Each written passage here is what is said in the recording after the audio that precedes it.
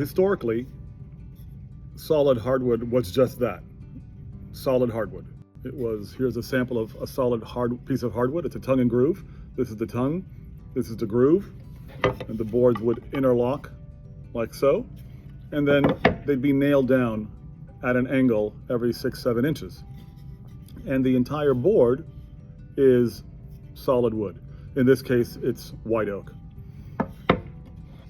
Then the advent of engineered floors came in, and an engineered floor is essentially a floor with a plywood core, as you can see here, and a wear layer. The wear layer could be called the lamella, and the wear layer can be anywhere from 2 millimeters to 6 millimeters. If you intend to stay in your home for a lengthy period of time, you want to be able to have the option of refinishing a floor. So we suggest at least a 3 millimeter wear layer, preferably 4 or 5. And the advantage of an engineered floor, this is called an engineered floor because of its engineering, is you can go wider. This particular board is about 7 inches. You can go 8, 9, 10 inches wide. And the advantage of doing this particular type of product is that you have more dimensional stability with a plywood core. This happens to be Baltic birch. There are other cores, but Baltic birch is one of the finer cores that you can get. And the plywood itself is layered plywood. And in this particular case, you have 13 or 14 layers. So you have a lot of dimensional stability. Plywood is a very stable membrane. And solid, of course, doesn't have that. In today's world, a lot of people are going 7, 8, 9 inches wide. And to go with an engineered product allows you to glue it down. It can be floated over a concrete slab. It can be nailed as well, although I glue anything over 6 inches to be safe.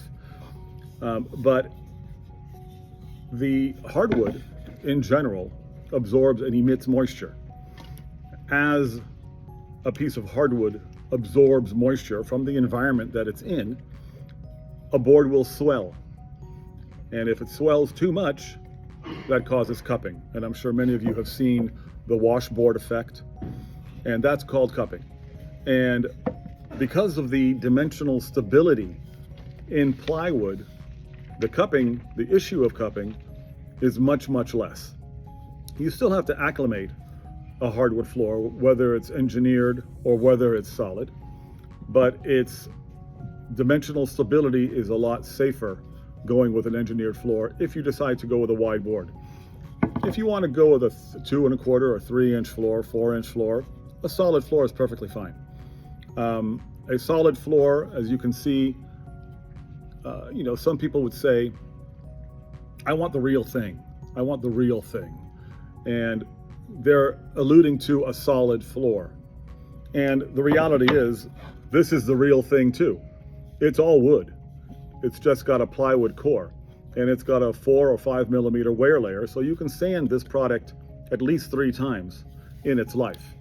And the average floor doesn't get sanded for 12 to 15 years, so this is still a 50, 60-year floor. Whereas a solid floor might have a slightly thicker wear layer, because people have this misconception that because the floor is 3/4 of an inch thick, like it is here, you can sand it indefinitely. That's not the case. You can only sand it down to the tongue.